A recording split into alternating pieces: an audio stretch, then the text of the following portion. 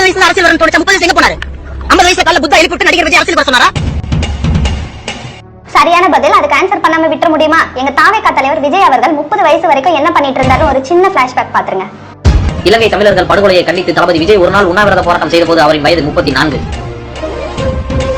தமிழக மீனவர்கள் இலங்கை கடற்படையால் சுட்டுக் கொள்வதை கண்டித்து தளபதி விஜய் நாகையில் ஆர்ப்பாட்டம் நடத்திய போது அவரின் வயது 36.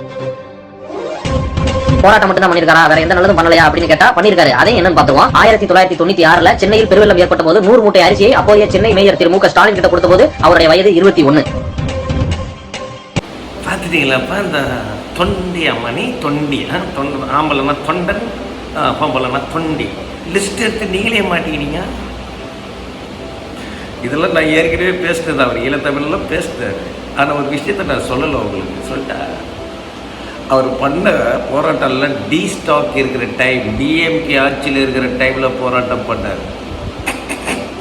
நம்ம ஐயா போய் படுத்துக்கல அந்த மாதிரி அந்த டைமில் நம்மளுக்கு 30-35 வயசில் நிறைய மக்கள் சப்போர்ட்லாம் வேணுமா இல்லையா? டிஎம்கே சப்போர்ட் இல்லாமல் டிஎம்கேக்கிட்டே போய் குத்துனுக்கிறாரு. இந்த காமன் சென்ஸ் இல்லை, இதெல்லாம் சவுண்ட் விட்டு தெரிஞ்சுன்னுக்கிறேன். இந்த மாதிரிலாம் எவ்வளோ பேரை பார்த்துருக்கோம்.